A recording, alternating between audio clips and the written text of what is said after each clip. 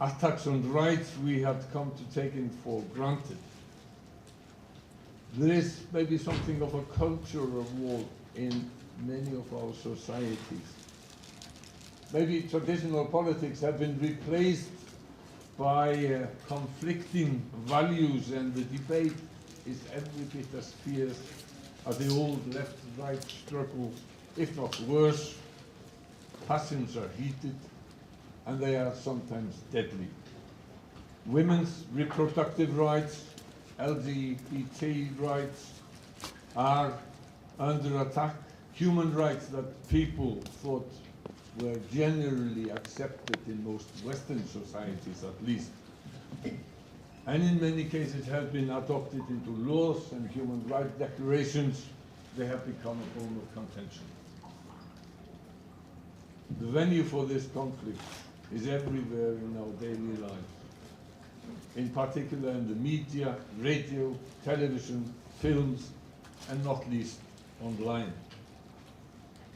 At present, we are faced with an unprecedented security situation in Europe. Most people thought that the civil war in former Yugoslavia was an aberration. Another war in Europe was unthinkable. Unfortunately, that is not true.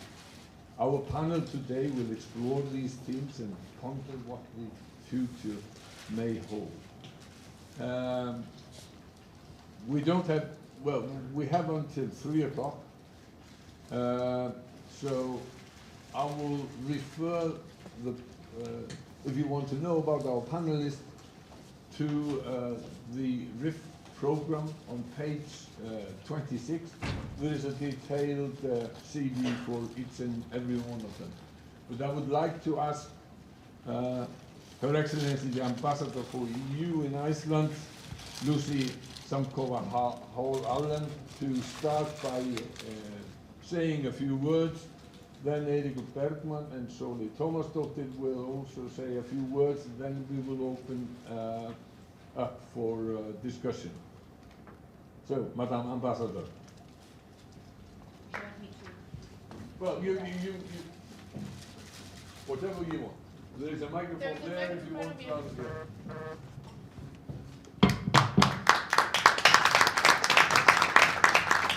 Thank you. Very good. Thank you so much for the introduction, and thank you for having me as part of this panel.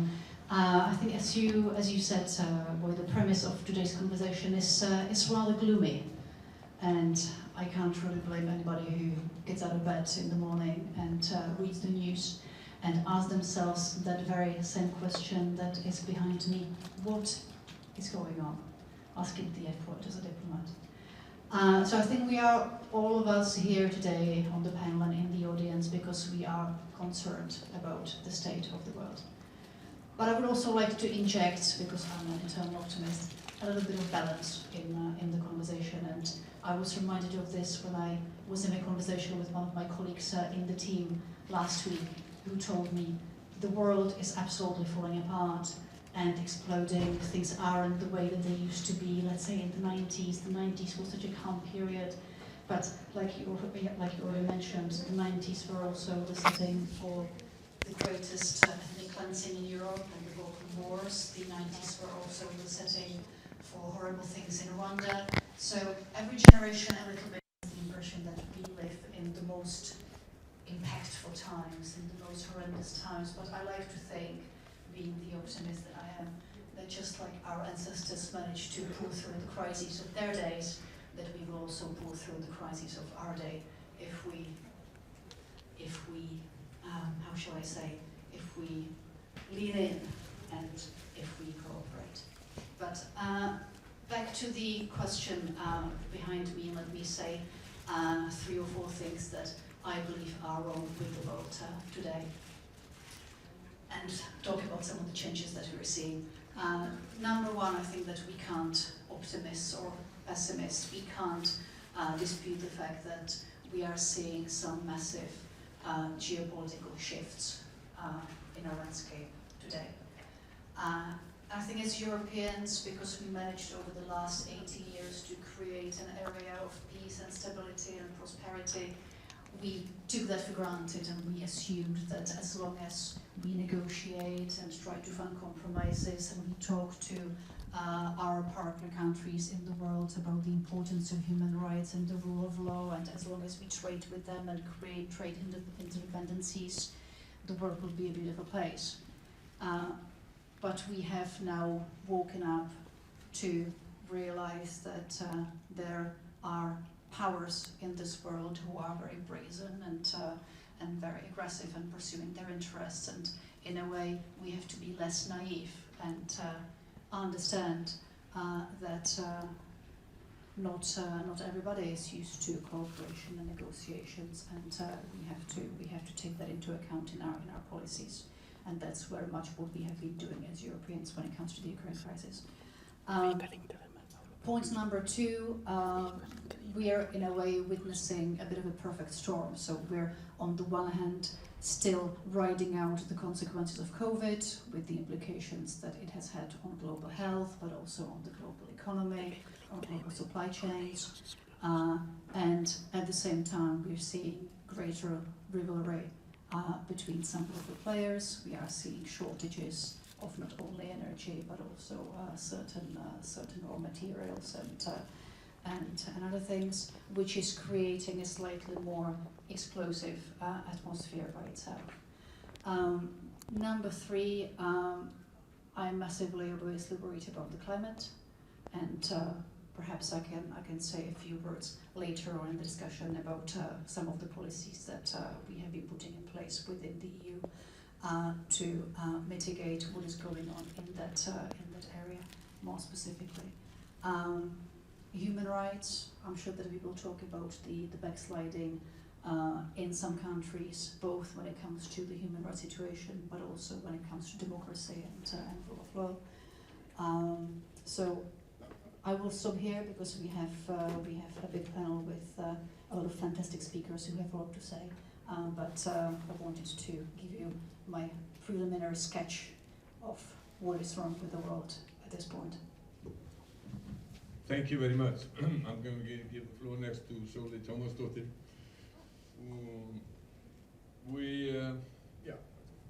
Three of us. We sometimes think that we live in a world of perfect equality in Iceland. I think that you might have one or two things to say about that. Sóley Tómasdóttir lives in the Netherlands at the moment. She is running Just Concerting, which is serving diverse organizations with training and advice on diversity and inclusion. Sóley. Thank you. Can I have my slides, please? Okay. All right. Hello, everyone. I'm going to start with a disclaimer.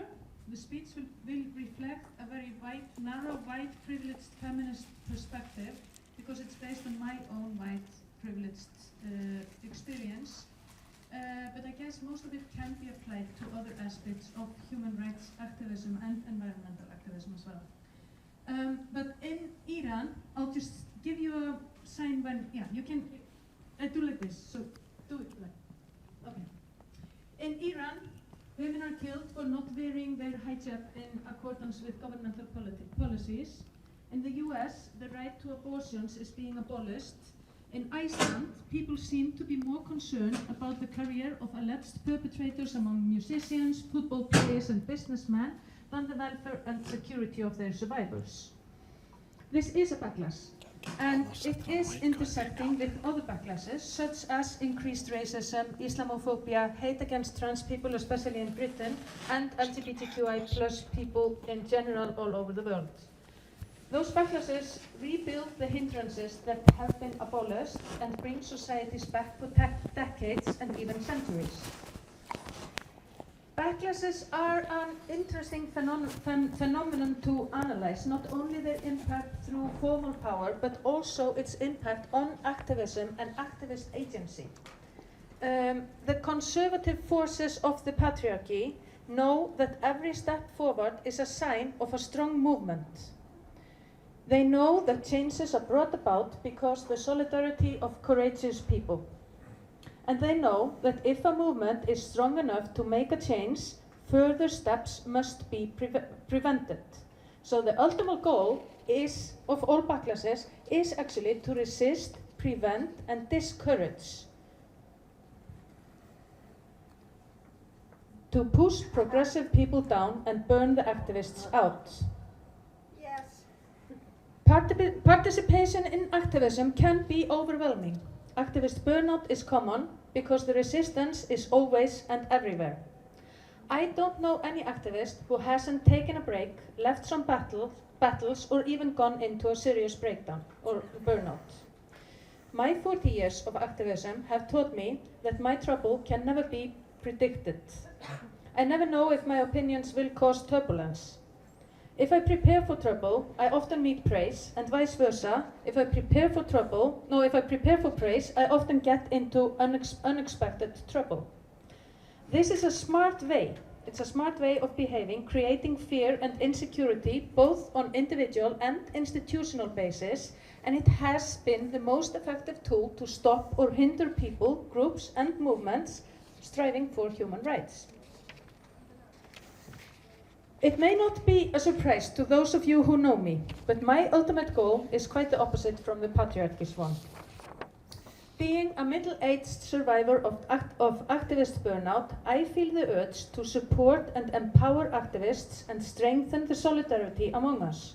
Because I know, just as well as the patriarchy, that strong movements are the key to change. That's why I want to make some points to remind us all that despite all the backlashes, despite hindrances, despite discouragement, despite attacks, ridicules, violence, and threats against activist individuals and movements, we are strong and we will remain strong. The women's strike in 1975 was huge. It would take me hours to explain its impact, but that movement led to Vigdís Finnbogadóttir's election as a president in 1980, to the foundation of the women list that changed the gender proportions in our parliament permanently, and it led to important actions against the gender pay gap in Iceland. The women's strike was based on women's solidarity. Women who met in small and large groups, women who organized, agitated, and educated. The Feminist Association was founded in 2003, an association who fought strip clubs, pornification, gender stereotypes, and created awareness that is still influencing Icelandic society. It was based on solidarity among women who did not necessarily know each other from before, but united around the goal of creating a more just and secure society for us all. In recent years, the social media has been the most important platform for feminist activism. You should only know how many groups have been made around small and large topics, where the women discuss ideas and ideology, where they plan and organize, where the solidarity is strong and the vision is clear. The Me Too movement, the invisible öfgar or the radicals, the sarcasm of men who do remarkable things, and all the support groups that won't be exposed here are the reason for ever increasing awareness and understanding of the structural, cultural, and individual hindrances, harassment, and violence in the society. Those groups empower, encourage, and strengthen people who participate and influence. This is where the current protest of the high school students have been organized. Protests that will hopefully lead to revolutionary change for survivors of gender-based violence in the educational system. This progress has been made in my lifetime, with all kinds of hindrances and backlashes, but the conservative forces of patriarchy have never managed to stop us.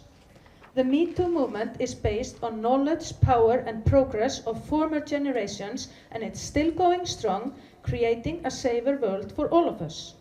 Together, we have changed the society to the better, and we won't let some dinosaurs stop us. It would have been great to have the possibility or opportunity to play background music, because now I would play the Queen's song, Don't Stop Me Now. Because at this point of the talk, I would really like to listen to it. Don't stop me now, I'm having such a good time. We are in the middle of something wonderful. We are having a good time. Maybe not traveling at the speed of light, like Queen says, but definitely defying the laws of the patriarchal gravity. Let's enjoy it. They can resist all they want, but we won't be stopped as long as we stay together, agitate, educate, and organize. Thank you. Thank you, Solveig. Thank you very much. We had asked, is the microphone working? All right? Yeah. We had also asked Dr. Eiríkur Bergmann, professor at the University of Bifröst in Western Iceland, to say a few words at the beginning. Eiríkur has written particularly about extremism and in Europe. Eiríkur. Thank you. Thank you for inviting me. I think we are witnessing three phenomena, sort of torrents that are conjoining at a specific moment in time. One is the rise of populism. The second is an avalanche of misinformation, for example, due to technology change, and then also spread of conspiracy theories. Now, all of these things have been part of humanity throughout the ages. What was happening now is that we're seeing these sort of different trades running into a massive river, which we are being overflooded with in many ways. In my research, which is mainly centered on rise of nativist populism, a phenomenon I call neo-nationalism, we see these movements rise in waves, and usually they occur in wake of crisis.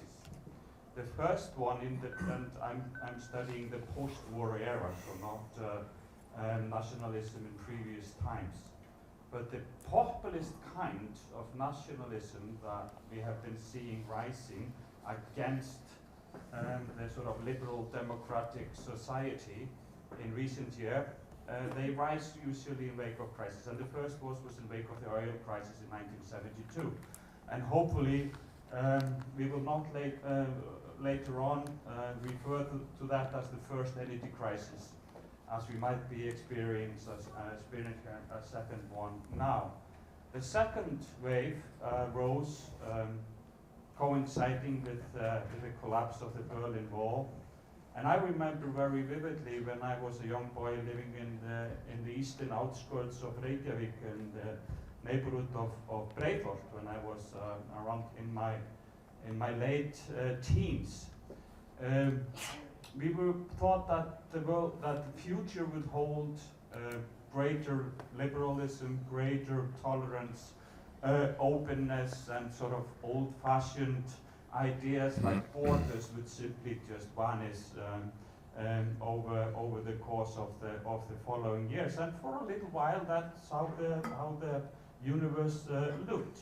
But then we saw a sort of a reversal rising against those liberal democratic ideals, reaffirming national borders, and populism rose once again.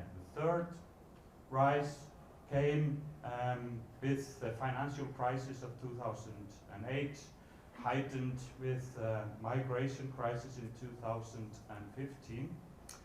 But the interesting thing, and in 2016, by the year of 2016, populists had come to power in 4 of the largest democracies in the world. US, Brazil, India, and Indonesia. And then we saw later on that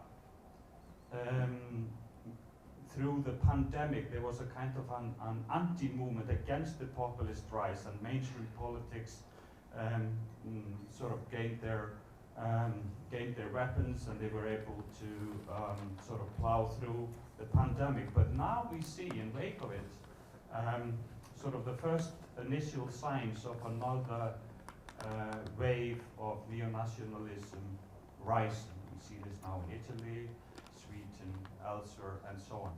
And what's interesting in this latest rise, we see the spread of conspiracy theories everywhere.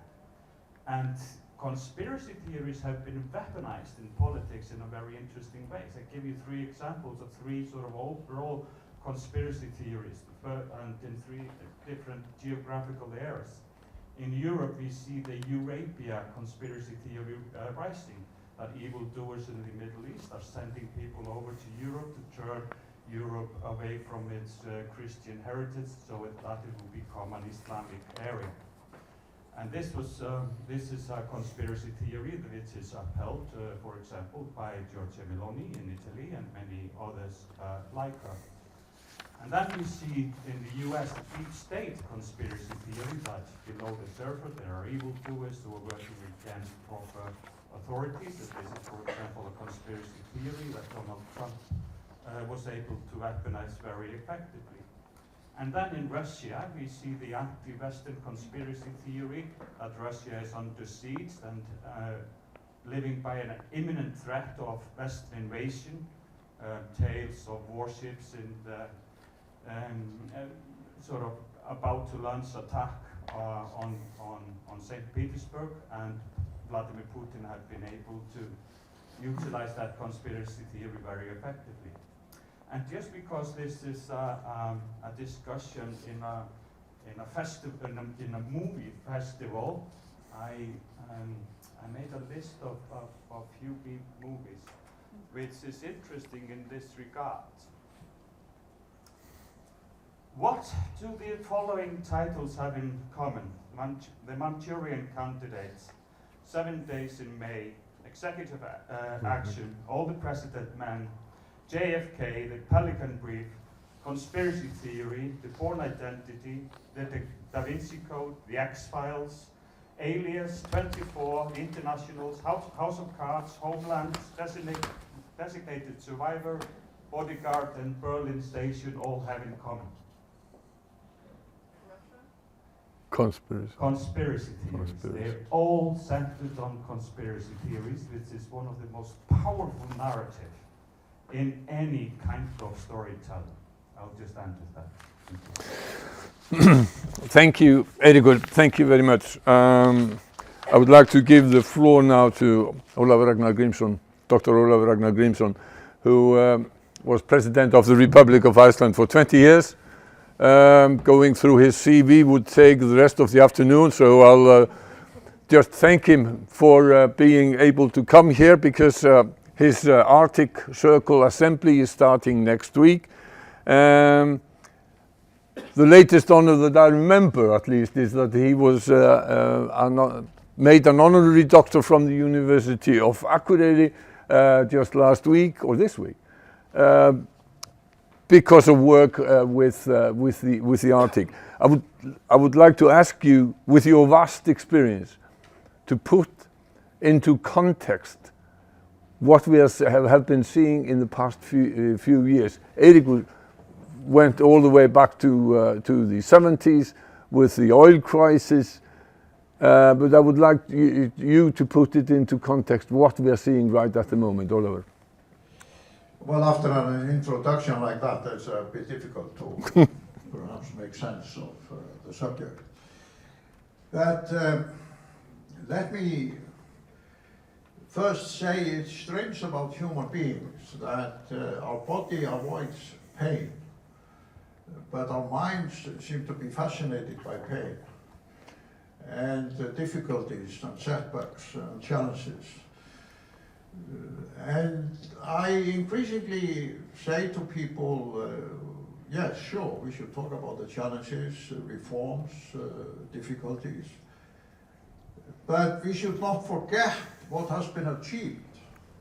The progress that has been made. We cannot lose ourselves in the fascination about the challenges of the moment. So you want me to use that we forget to highlight and even take into account the extraordinary democratic, economic, social equality progress that has been made during my lifetime.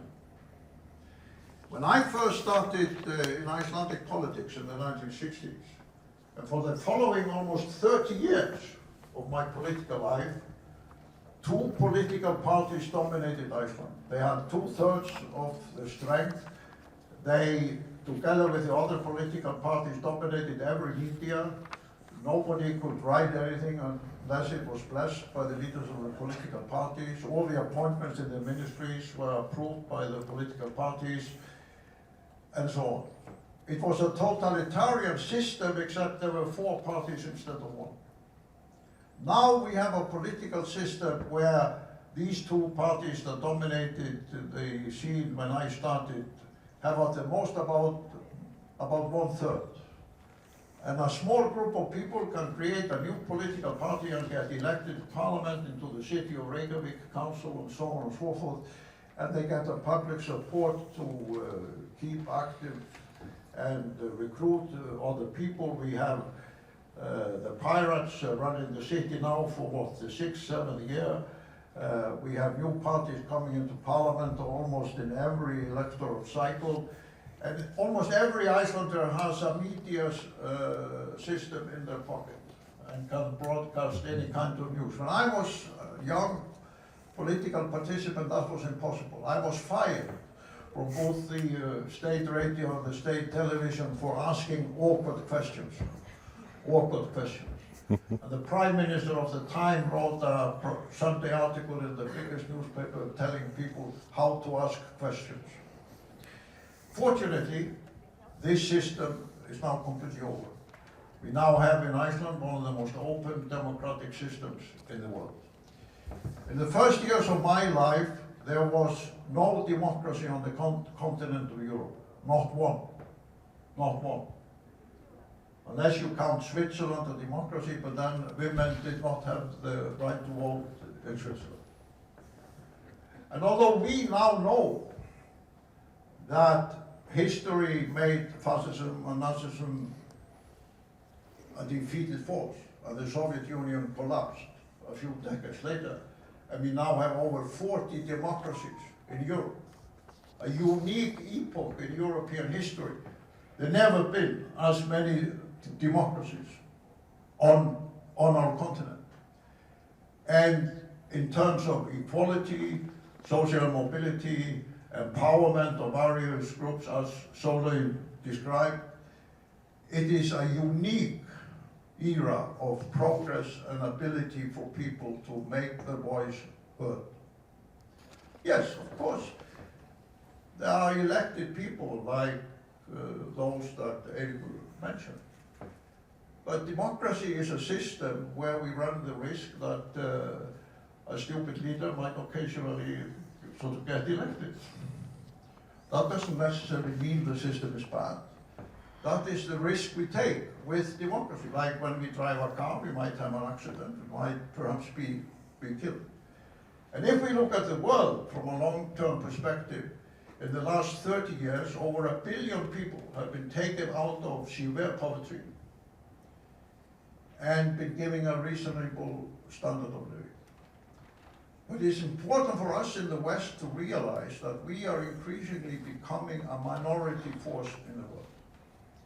In 30 years' time, which might sound long in the distance, but then I often remind people I was president for 20 years. I know many people thought that was far too long.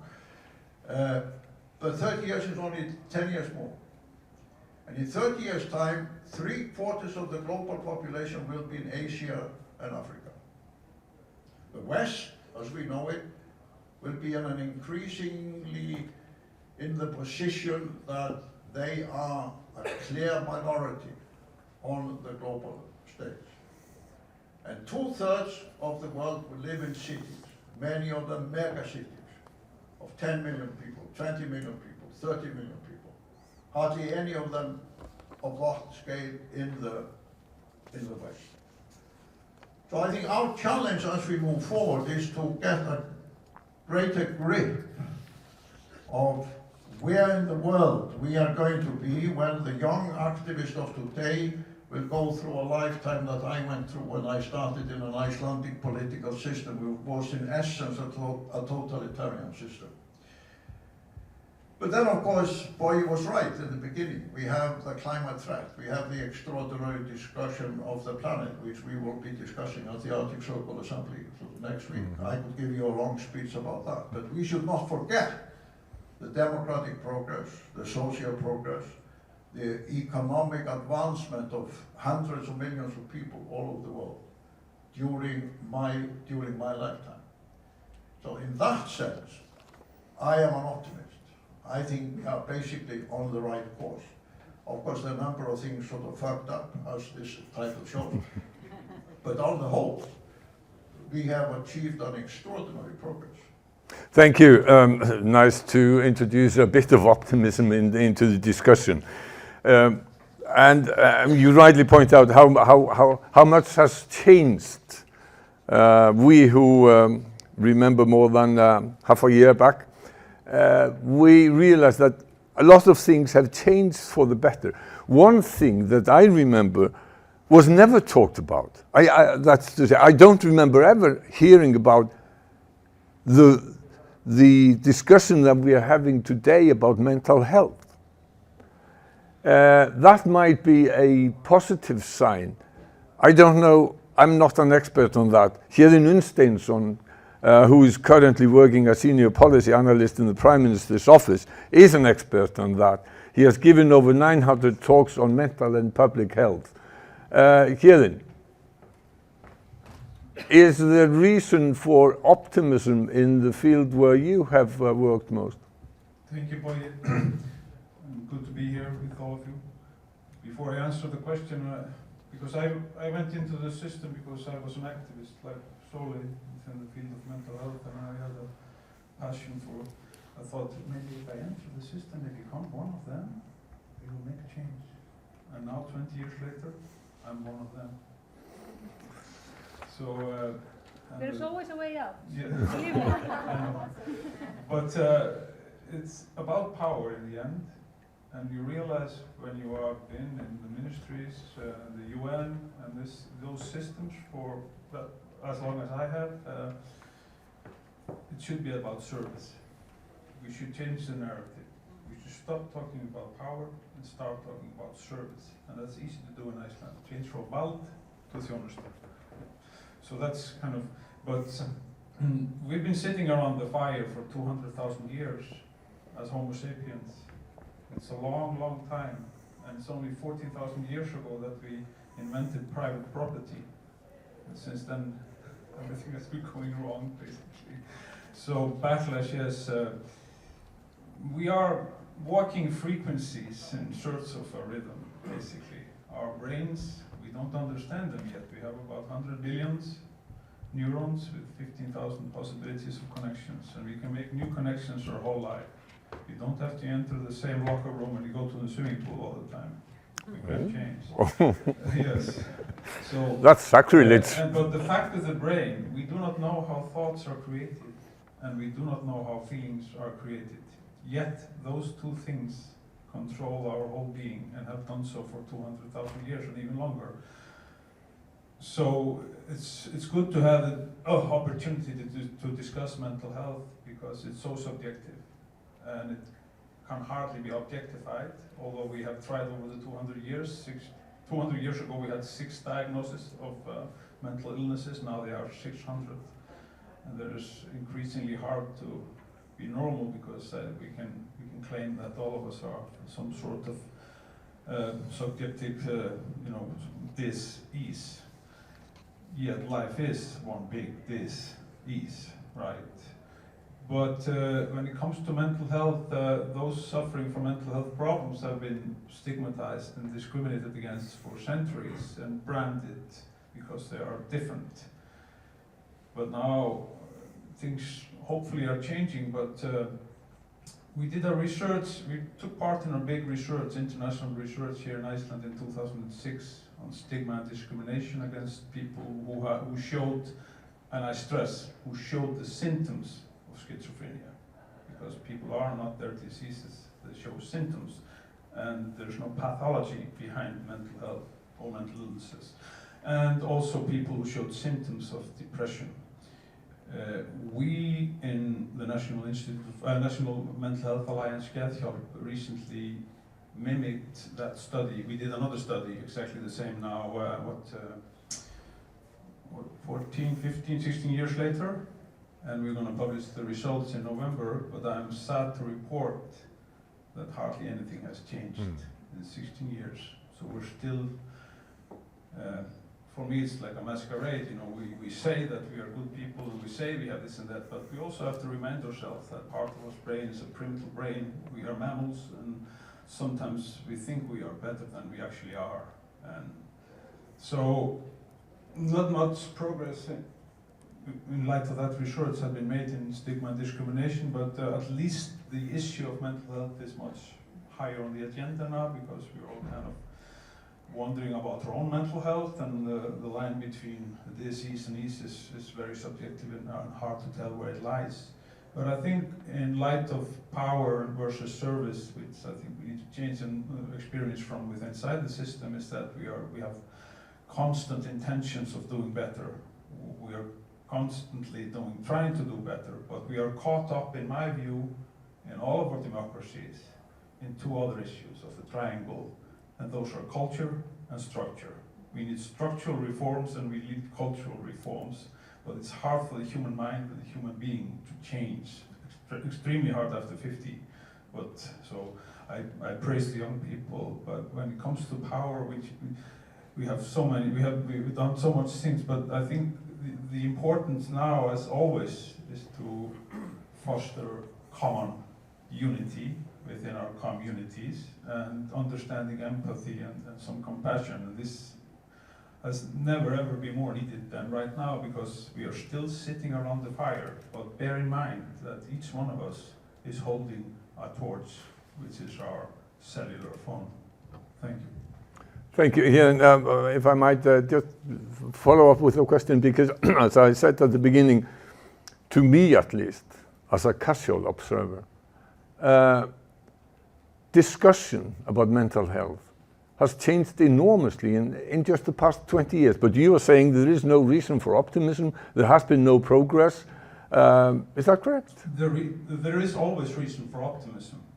And the discussion and the narrative has changed dramatically in 20, 30 years in Iceland. It's much more open, it's much more out there. That's all I'm saying. In that research that we duplicated now, 16 years later, showed hardly no changes in views of people towards person with symptoms of schizophrenia and symptoms of depression. That is a bleak result, but there's always room for optimism, and yes, the discourse and the narrative has changed completely. It's much more open, it's much more out there, and it's much more a thing that we all are discussing, not only those with severe mental health problems. Thank you.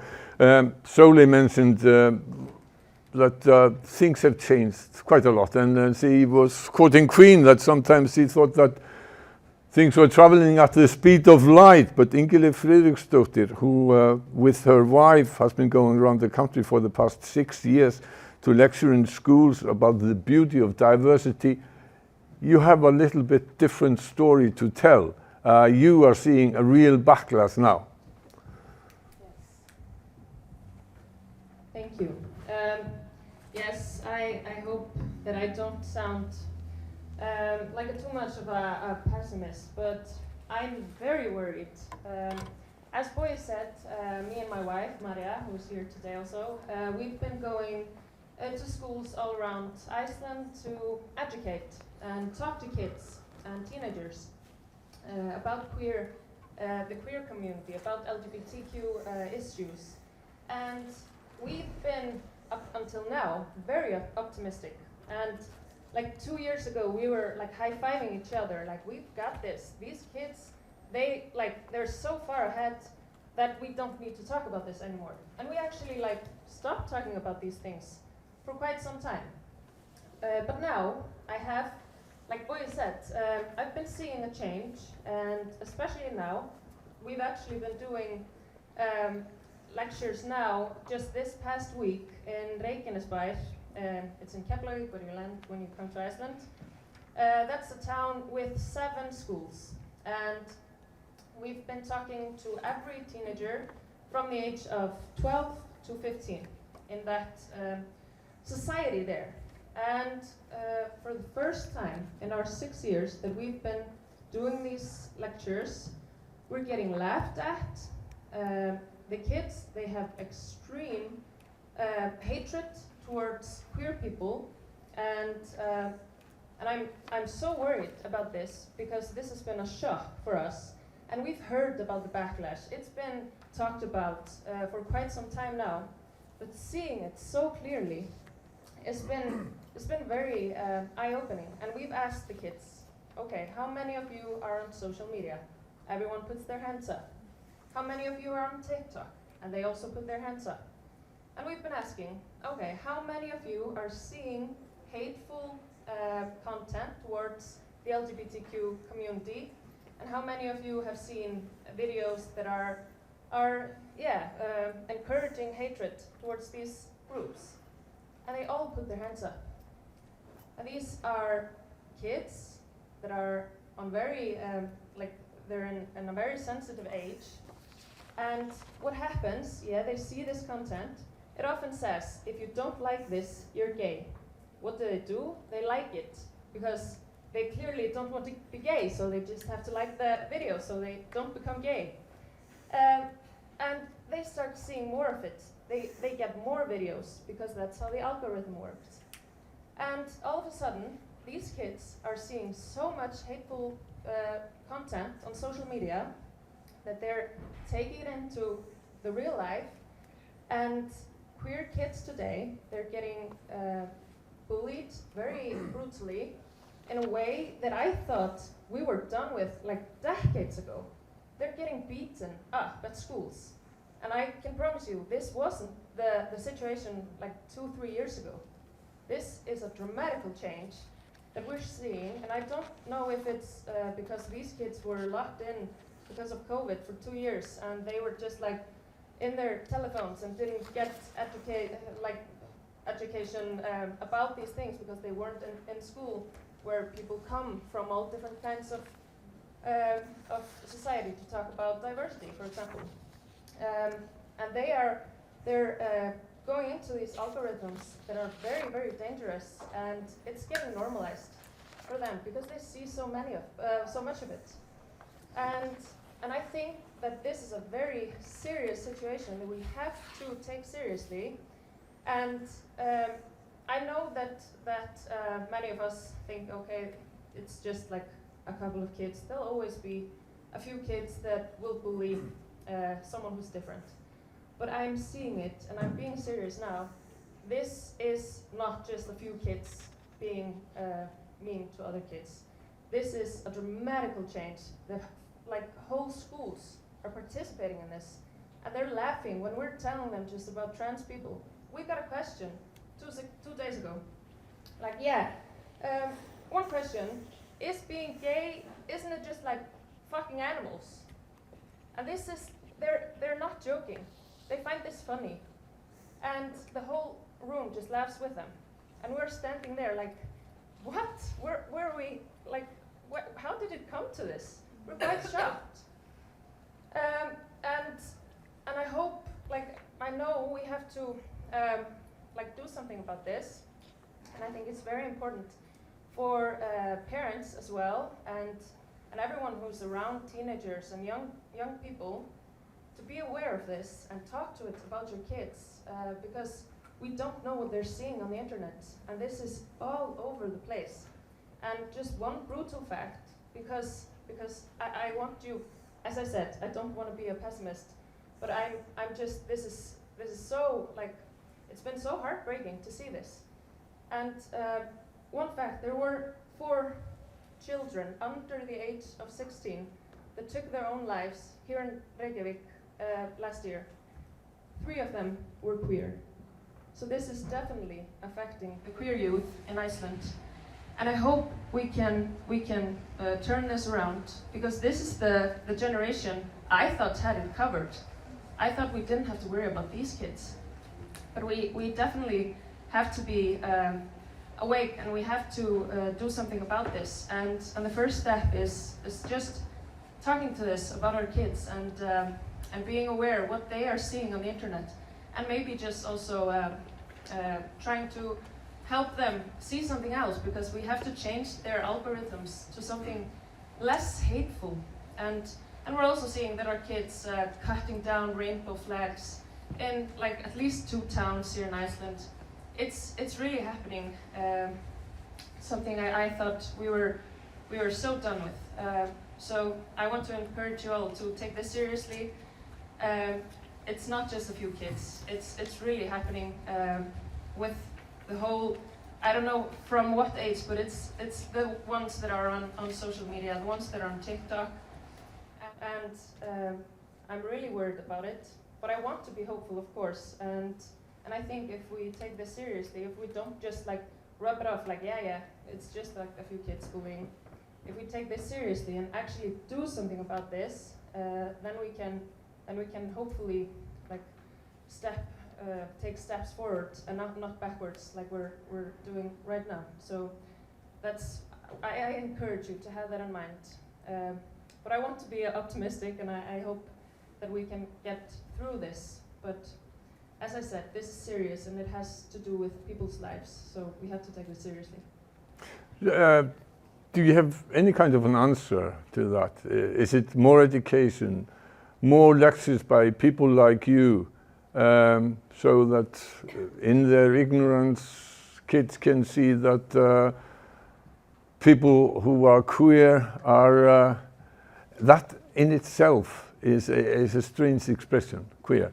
All right, you have adopted it, but would that kind of thing help? Just to see that you're normal people, like they are, or their parents are, or their friends and neighbors?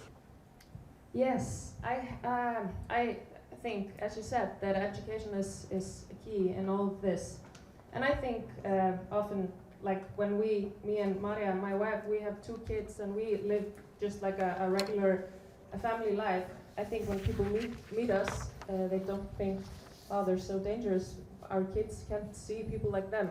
I think we're no harm to society at all. Mm-hmm. So yeah, I think education and being just open is a major key in all of this. And I think all the schools around the country should be aware of that, and also parents, because it's in our hands. Kids are not born with prejudice. They are not born hating other people. This is something that happens in schools and in their telephones. They have this in their pockets all day, and they're spending so much time on there. So I think it's very, very important to educate them about this and maybe make them realize that it's not just a funny joke. It has to do with people's lives. Those little things that we all have in our pockets, they can be a force of good and they can be a force of evil. That's certainly true. I'd like to steer the discussion a little bit towards what is perhaps the most dangerous thing that faces us right now, which is climate change and environmentalists. Þorgerður María Þorbjarnardóttir, she was the chair of the Icelandic Youth Environmentalist Movement. We who were raised when environmental issues were a non-issue, we perhaps cannot fully comprehend how the youth, the young generation, view what their fathers and mothers and elder generations have done to the world. Your aim is now to do as much as you can to protect biological and geological diversity, you say. How would you evaluate where we are, how we are doing? We know that there is a COP conference in Egypt coming up. There was one in Scotland, the last one was in Scotland. There were lots of promises, there are always a lot of promises. Do you believe in the promises? Well, I believe in good intentions with the promises. A lot of the promises are very far in the future, and it's very hard to know exactly how we're going to get there. And there is, like we just spoke about, there's a lot of false information, there's a lot of we don't really know which, there's a chaos of information. We don't know which information to believe, what is actually happening, what are the impacts. And so I wanted to start by telling you a little bit about So where I come from, I grew up in Egilsstaðir when Kárahnjúkavirkjun was being built. And what I found very interesting about that experience as an adult is how split society became. I became like a full-hearted environmentalist, and I hated everybody who wanted to destroy the nature.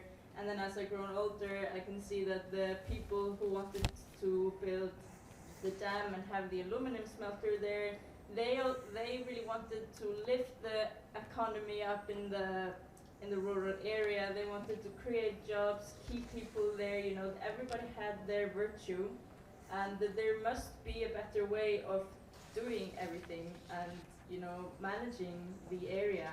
And I feel like this is happening to the whole world right now. We have people who are, we have Extinction Rebellion, for example, who have been very extreme, and they have been very heavy on the doom and gloom messages. And I had a lecture from them last year when I was doing my master's, where a person from them told us we want to polarize the community so that we have more of the people from the middle on our side. But I do fear, and that this has worked to some extent in the UK, I do fear what this kind of aim does to the world. We know that you cannot polarize, it's really dangerous to polarize the discussion in communities where people might get killed if they have the wrong beliefs, because when you polarize, you also have more extremes on the other side. And yeah, so I have been thinking about the whole world, well, you know, as much as I can, and I came back to Iceland now to try to kind of see how we can work it out here, and then we can try to influence how the world is doing. But I do feel that there is this, people are really fixated on one thing. People are very hesitant to go and zoom out, because zooming out is very devastating. Reading the IPCC reports is very heartbreaking, and it makes you lose hope a little bit. But people tend to sort of focus on one thing more than another. We have these people who really want us to have as much electricity in Iceland as we possibly can, because it's renewable. We have people talking about that we should not make any more electricity and we should just keep all of our nature. And those groups are very polarized, and I do wonder how much energy do we need? That's a chaos of information everywhere. We have these reports saying we need to double our electricity. We have another one, another picture for the future where we don't need almost any. We just close one aluminum smelter. So there is, yeah, in my mind, I do fear that this polarization, that this, I think the youth are really angry and they are very scared from the Fridays for Future movement, because what they see happening is a lot of jargon, a lot of you know, people claiming to have the answers, and when everybody claims to have the answers and they're all saying different things, that doesn't make you super optimistic. But I do think to be more optimistic and not to go heavily into the doom and gloom, we're going to lose all of our nature, we're going to, you know, all the glaciers are going to melt. I do think people are starting to realize this. We see a government made of very different parties. I do think there is something happening, but it's happening a little bit too slowly, in my opinion. But that is my well, not so short answer to that question. Thank you very much. You, like a lot of other people today, have referred to our main tool of communication, which is the mobile telephone, right? I would like to quote former President of the United States, Barack Obama, on a conference about democracy in Copenhagen earlier this year. He said that, and that again is what we have been discussing today, the discourse, the communication. He said that we have to take steps to detoxify this discourse particularly the scores of disinformation, conspiracy theories, hate that has polluted online our political discourse, said Barack Obama. We think and we know that one of the things that is a basis for democracy is free press. And we know that free press is under attack not only in authoritarian states but also in democracies. We see that in Europe. We see it in Iceland, where Iceland has fallen in the past few years from being among the top 5 down to number 15. There is a reason for that, and I would like Sigríður Dögg Auðunsdóttir, president of the National Union of Icelandic Journalists, to elaborate a little bit about freedom of press, where we're heading. Sigríður Dögg. Thank you, and thank you for inviting me here. It's correct that you said, Boye, that all indicators are pointing in the same direction. Press freedom is declining world over. It's not just in Iceland. We see in, like you said, in democracies, even in Europe, that press freedom is declining. And where that is happening, we also see that democracy is under siege, which is something you spoke about earlier today. And misinformation and conspiracy theories, like Eiríkur talked about and you mentioned as well, Boye, can only be fought with information, which is provided by the free press. And no one, we are all aware of the importance of free press for democracy.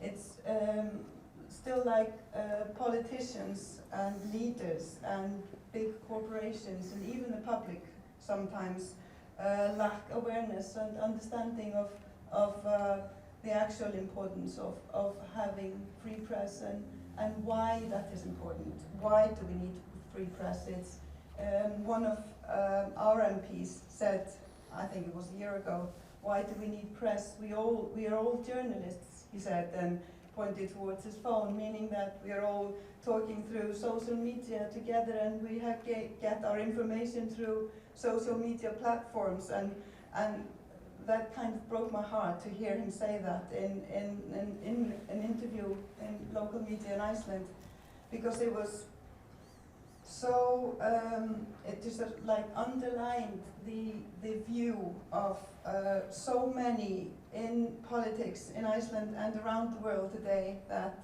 the press is not necessary. We can all communicate without the press. We don't have to uphold the basic human rights that comes with free press and the rights of the public rights for information that the press provides. So it's a basic lack of awareness and lack of understanding that's really, really worrying. And the backsliding that you talked about in human rights and democracy, it coincides with the global trend of decline in press freedom. You talked about activism, and Soli talked about activism. All journalists are in essence activists. If we just did what we do because we like writing, then we'd probably be writers because that's much easier. But we do it because we know that we are important and our jobs are important. What we do is important for democracy.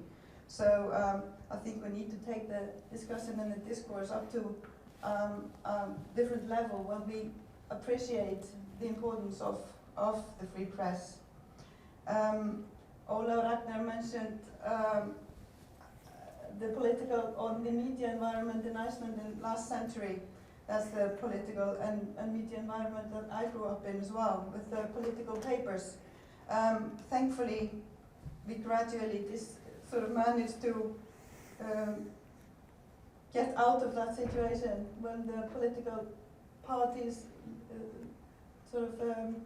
allowed newcomers to take part in the media environment, and they gradually disappeared, thankfully, I would say, with independent media gradually taking over. But like Boye mentioned as well, in 2008, it's only 14 years ago, we were #1, I think, in the index of reporters across borders, without borders, the index of free press, and now we're number 15. We were number 16 last year, and in such a short period is really a really worrying decline. And we can see a country that was number 16 only 10 years ago was Poland. Mm-hmm. And what we have seen happening in Poland in only 10 years is something that I know the European Union is very worried about, and the rest of the world as well, especially in Europe, and has become a topic of many discussions of how can things like that happen that have happened in Poland, where government is taking over free media and taking over free press. Essentially, there's not much left of free press in Poland, unfortunately. But a decline, a serious decline in press freedom can happen in a very short period. So we have in Iceland been talking about press freedom here. We have been under attack from one of the largest fisheries in Europe, in Iceland, Samherji, and a couple of journalists have had to suffer from defamation campaigns and smearing campaigns that has taken unexpected and very strange turns over the last couple of years, and is now in courts, and 4 journalists are being investigated by the police in the Northeast Police District in Iceland, which is something that we would never think. Oh. Samherji víða.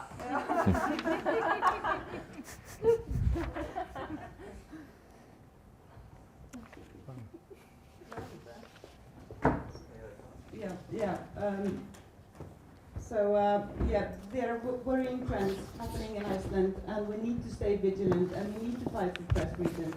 So if the journalists are not doing it themselves, who will be doing it? No one will be doing it for us. But even the MPs have been complaining and laughing about the attempt of the journalists in Iceland trying to speak up for press freedom, which is shocking in itself that they don't support us in that fight, because just to reiterate, press freedom is the foundation of a free democracy. Thank you, Sigríður Dögg. You're absolutely correct. Then I'm of course biased, having been a journalist for almost 50 years. But I have also been privileged to live in a democracy. It wasn't a perfect democracy, as President Ólafur Ragnar Grímsson described, but it is a democracy, and in a democracy we can change government, particularly if we have free press and access to information. But we who live in the privileged part of the world, we often forget. We take our very freedoms in democracy for granted, and we forget how easily we can lose the rights that we have. I mean, we have to value our standard of living, our health system, rule of law, respect for human rights, equality and democracy. I think this all holds together. We have seen a backlash in Europe. We have seen some of the members of the European Union openly flounder or openly break or breach some of the founding principles of the European Union. I don't hesitate to mention Poland, Hungary, and there are other countries as well. Is there something that the other countries in the Union, and I put this question to you, Ambassador, what can the Union, what can other countries do to correct or at least sanction the countries that stray from the path of the righteousness? Well, thank you for the question, and I'm glad that we are having this discussion on freedom of expression, because freedom of expression is something that's extremely dear to my heart, and I'd like to explain a little bit why.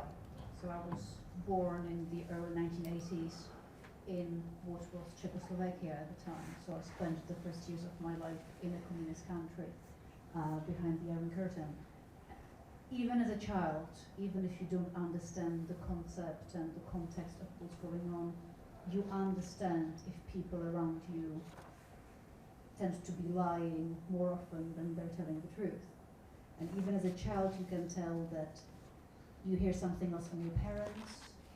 You then go to school where your history teacher presents a completely different version of historical events or of the daily politics. You have to understand that if you grow up in this kind of regime, your parents may tell you something at home, but it's all very hush-hush, and they tell you, please, whatever happens, don't tell at school, that we've been talking about this, or make sure that people who you don't trust don't hear that we're having these discussions at home. So this is just to say that freedom of expression and the concept of being able to speak the truth freely is something that I personally care about extremely. To answer the question about freedom of the press and what the EU can and can't do, I think we can have a look at this from several levels. So outside of the European Union, I think nobody is under the impression that in big parts of the world freedom of speech exists. And we can be looking at Belarus, we can be looking at Iran, we can be talking about North Korea. The list goes unfortunately on and on and on. And there is a lot that we have been doing in terms of putting pressure on these countries where freedom of expression doesn't exist, because it very often also goes hand in hand with other forms of suppressing human rights. So a country that does not allow free speech is also very likely to be putting political opponents behind bars. It's likely to be torturing political opposition, and so on and so forth. So we have been putting a lot of pressure, both through instruments that allow us to do that in the context of the Human Rights Council, for instance, in the context of our trade agreements. So we now have human rights conditionalities in our trade agreements, which basically say if you don't uphold a certain level of human rights standards in your country, we will not be doing business with you, or you will not be allowed preferential access into the EU market. So we're using trade leverages as well to be a force for the good in the rest of the world. But back to your original question, what about the EU itself? I think that we are very much aware that we cannot go and speak to the rest of the world about the freedom of the press unless we tidy our own house, and unless we hold the highest regard for these principles within the Union.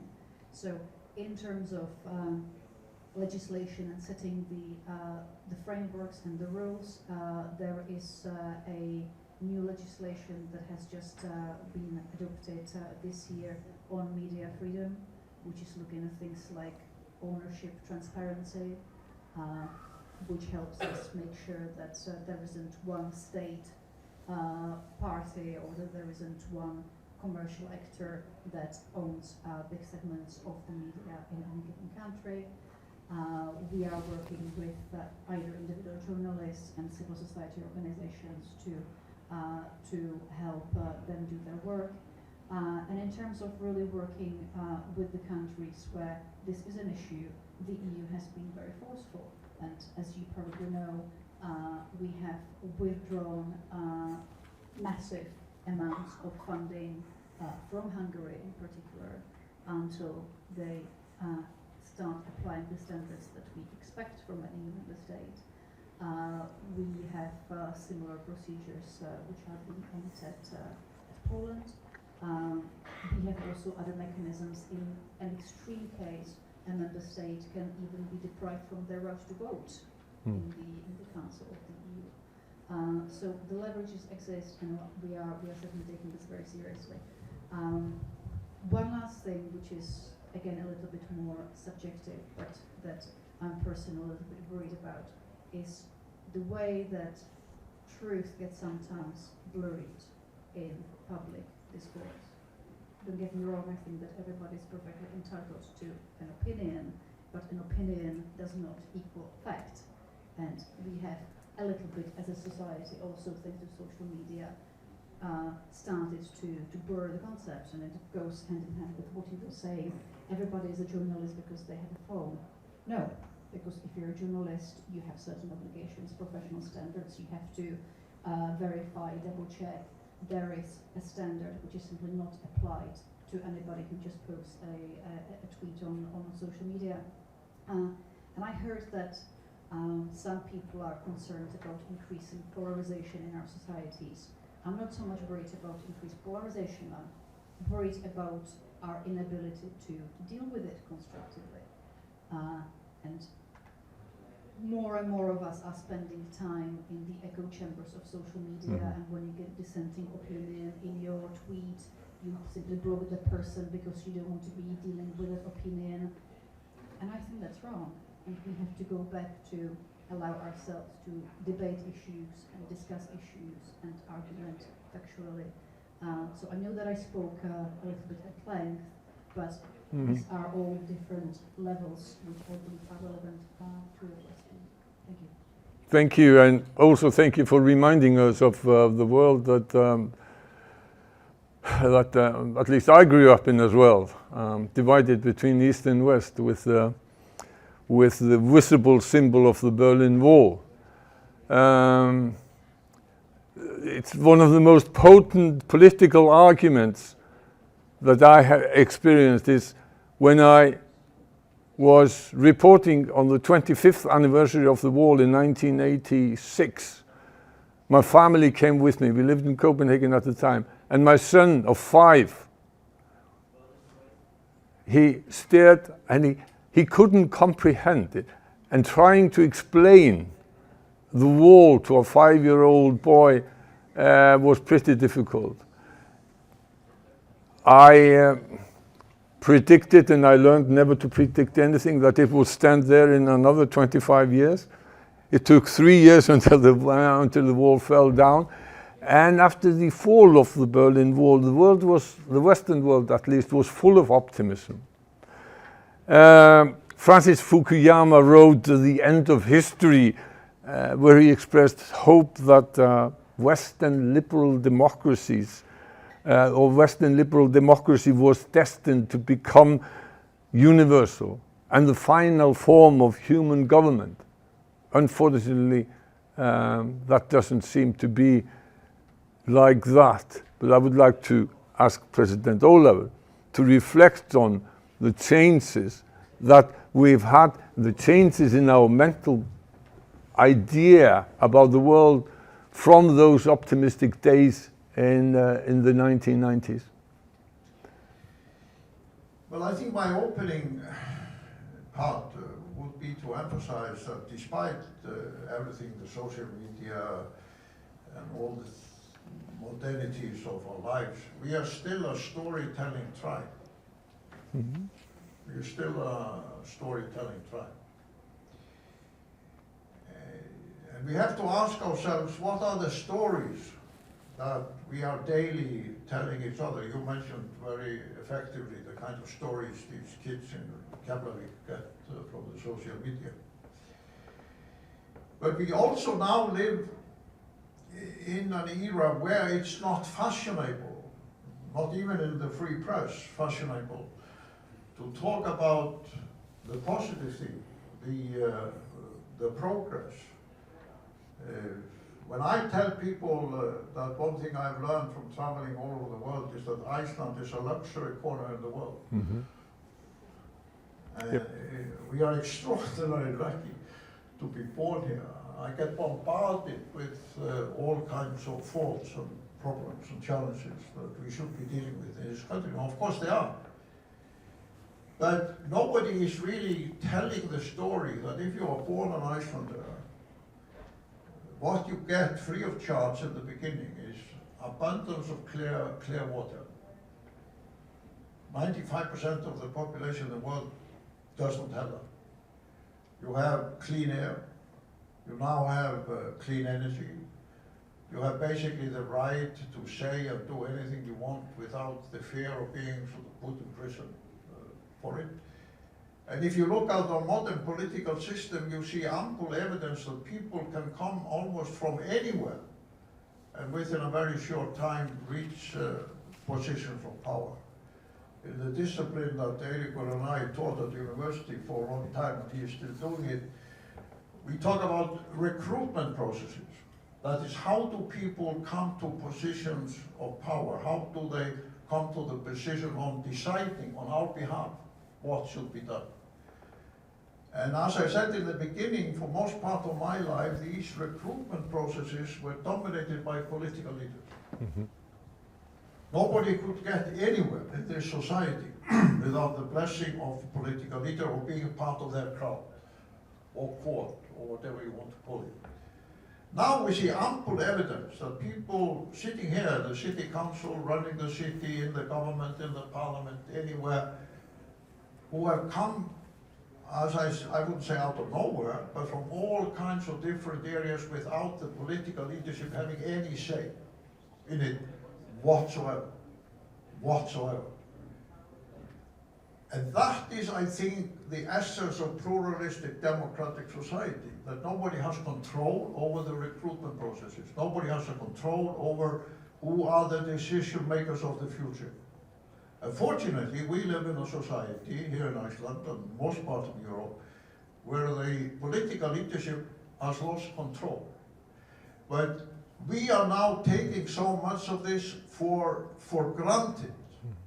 Partly because, with all due respect to the free press talks about problems, crises, failures, drawbacks, and so on.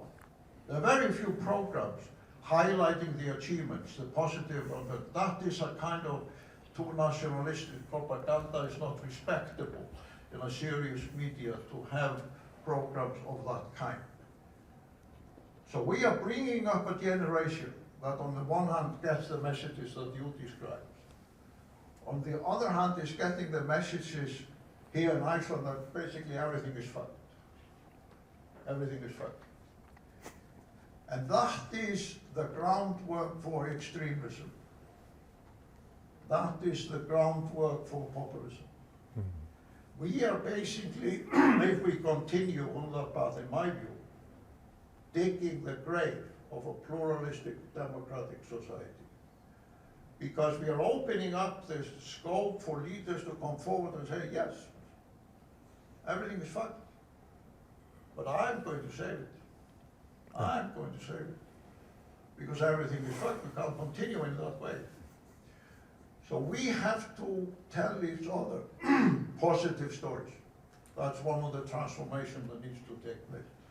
Otherwise, I think democracy is in big danger. But the problem is, given the cultural spirit of the time, it's so unfashionable to talk about achievements and good stories, and nobody dares to. Nobody dares to.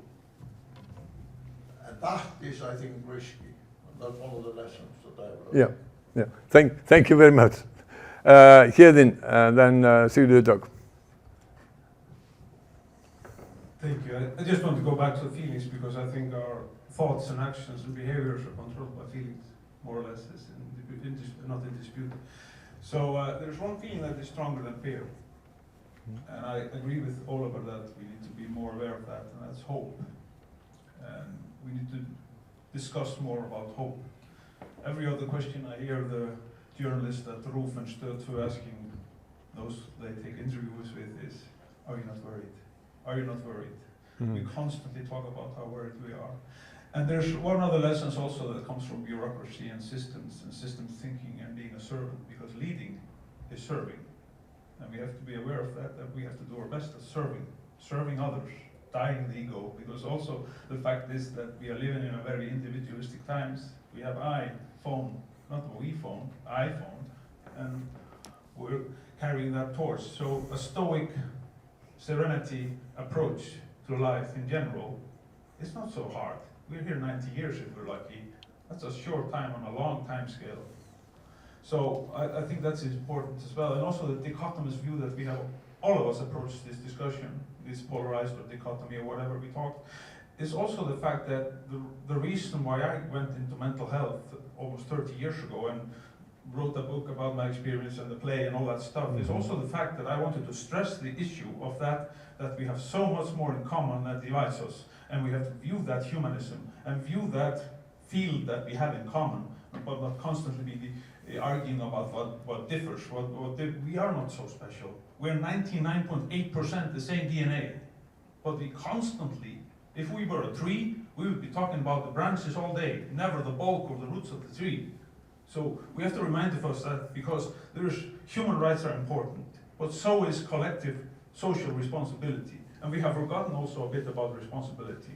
So we need to balance that as well in our dichotomous approach to the modern world. Thank you. Thank you very much. As a moderator, I will have to point out that our time is up, but as it says on the sign, who the fuck gives a care? So if you have time, feel free to leave. If we can continue, I'd like that very much, because I think that there are several things unsaid here. Sigurdok. No, it's all right. Yeah. I just want to strongly disagree with Ólafur Ragnar about the press only being negative and only writing negative stories. Part of the fundamental roles of the press is holding power accountable. We're talking about politics, we're talking about the big companies, individuals, and I think Ólafur, as the former politician, was talking there when he was complaining about how negative the press was, because the last time I interviewed him was about a year ago, and I don't remember anything negative about that interview, and we were speaking very fondly about the Arctic Circle. And same goes for you, Helen. Last time I interviewed you was also a very positive story about the progress and I'm also a journalist, by the way. I'm not just the president of the Journalist Union. Spoke about the great opportunities in research in terms of mental health issues. So it's a very simplistic way to paint the picture of the press and how it always being negative and tearing down discussion and painting the glass always half empty. I don't agree with that. Well, I think you see that before I give you the word, Ingileif, I'd also like to point out that the late great Dr. Hans Rosling said that the press was extremely good at describing the fall of a tree, but equally bad at describing the condition of the forest. So yes, that's right.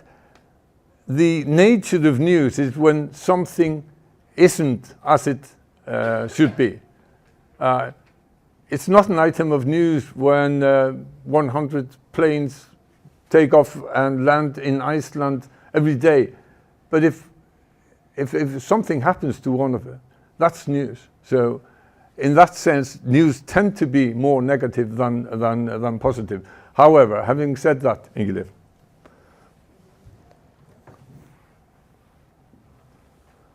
Thank you. Yes, I just wanted to touch on this a little bit because, of course, we've come a very long way here in Iceland. Something in Sitjata, the organization that has been fighting for LGBT rights, was founded in 1978, and there has been the change of society has been massive, and I think it's important to say that, because I'm not saying that we're completely fucked and we should only talk about the negative things. Of course not. People had to flee the country, and the things that are happening also all around the world. There are 11 countries in the world where I could get the death sentence for being myself. There are 84% of the countries in the world where my marriage is not legal. So we are lucky, of course. I'm not gonna say that we haven't been lucky here in Iceland, and of course it's a privilege to be born here. and not somewhere where it would be illegal to be me. But I really think that we have to talk about these things, even though they're negative, because as Sirje said here before, there are only 10 years ago when Poland was located on the list of the free press where we are now. And now in Poland and in Hungary as well, I would not like to be myself there because now the situation is horrible for queer people. So of course I don't think we have to just look at everything that's wrong, and we have to respect the fight that has been going on for all these years. But when things are going horribly, where like the young people are experiencing things like they're experiencing now, I think even though the press will be negative about these things, I think it's important because we have to wake up. So I would, just touching on this subject of the freedom of the press, it can get depressing, but we have to be awake of the situation. We cannot close our eyes because this is really happening. Mm-hmm. Shirley, you wanted to say a few more? Yep. Yeah, I think I could just start where you ended. I agree with all of it. The thing is, all the human rights that we have gained is because someone spoke about the pain they were experiencing. Ólafur Ragnar said that we seem to avoid pain physically, but our soul seeks it. That's not true. There are a lot of people who don't have the choice. A lot of people who are meeting structural and cultural hindrances in the society, and the reason for the increasing awareness about these things during the last decades is because people spoke up. They spoke up about the inequality that they were experiencing. Doesn't matter from what kind of marginalized groups these people were coming from. And this is what has made us, the privileged people who have the choice, aware.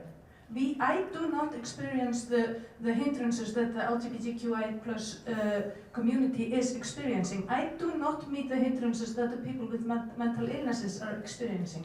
But I have learned a lot from both of these groups. And I wouldn't have learned it if I wouldn't have heard the sad stories that the media, the free press, has been broadcasting to me. So I'm really grateful about that, and this is the only way that we can improve our society. It is to talk about the things that need to be changed. And we, the people who think it's positive, it's negative, and that it brings us depression. Well, my depression is not an issue in this case. I can take it. And I think that's the only way that we can create a more, also a more compassionate, responsible society where we can understand each other and take care of each other and respect the needs, the different needs and the different opinions of the other people. Thank you very much, Sóley. Þorgerður and then Eiríkur, and then I think we close the discussion unless somebody has something very urgent to say. Þorgerður. Thank you. I think it's very hard not to report bad news when you are talking about climate change, about biodiversity loss, and I think we should be talking about the issues. But at the same time, there's different ways of talking about it, and as an activist, you know, I would have burned out a long time ago if I didn't have hope, like he spoke about earlier, and that there is a way of portraying those issues as winnable struggles, as, you know, things are bad, but we are doing something about it. And in that sense, we should talk about difficult things and things that do seem a little bit too big to even start. We don't know where to start, but we don't want to tell only amazing news about climate change and about biodiversity loss, because it's not possible. We can talk about solutions. There was a festival on Thursday or Wednesday where the enterprise gave, or like the Association of Enterprise, is that Samtök Atvinnulífsins, did rewarded some companies that were doing well, and I think that's all good. But that should not maybe be the main focus, because I think, of course, they should be doing good things, because they're really needed. So they should always be a part of a story about a struggle that we are trying to overcome and that we are going to overcome somehow, I hope and I think, but it doesn't mean that we should not talk about the bad things and the pain and the difficulties. Yeah, thank you. Very good. Yes, thank you so much. I just want to give our former president a little bit of a backing here. He is very correct when he points out that we are living in perhaps the most prosperous times of humanity, and also, believe it or not, one of the most peaceful era in human history. And this is absolutely correct, and we should embrace that fact and actually celebrate it. And that does not diminish the challenges that we do face. And there is one challenge that has not been addressed here, which I think is absolutely fundamental, and that also draws on something that Oliver said just earlier. The world, the sort of centrality of the West in the world is fast diminishing. Asia is rising to take over leadership in the world, backed by, for example, Africa, and we in the Western world will in the future become less and less influential minority. And when it comes to solving the climate crisis, this is really bad news. The structure of the global system of independent nation states is, and I state this as a fact, is incapable of addressing it. It's not possible for this structure of global governance to tackle emission difficulties. And this is a serious problem. Thus, I'm not pointing it out to sort of diminish the struggle against it. I'm simply pointing out that the entire governmental structure of this globe is set up in a way that it becomes extremely difficult to take unified action.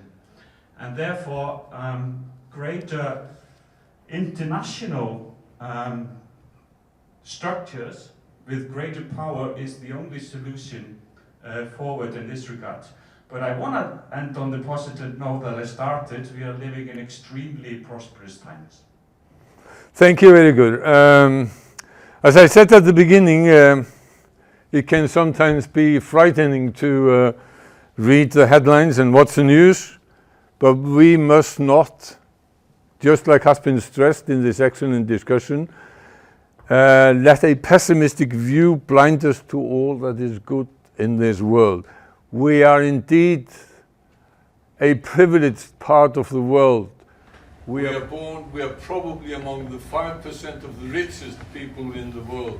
And we are blessed that we are being born here in this day and this age. Because for most of mankind's history, life has been pretty bleak. It isn't for us here. Okay, yes, of course we have our problems.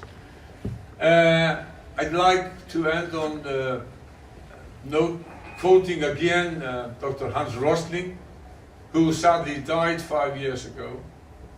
But he said, and yet, despite the enormous disparities today, we have had 200 years of remarkable progress. The huge historical gap between the East and the West is now closing. We have become an entirely new, converging world, and I see a clear trend into the future with aid, trade, green technology and peace. It's fully possible that everyone can make it.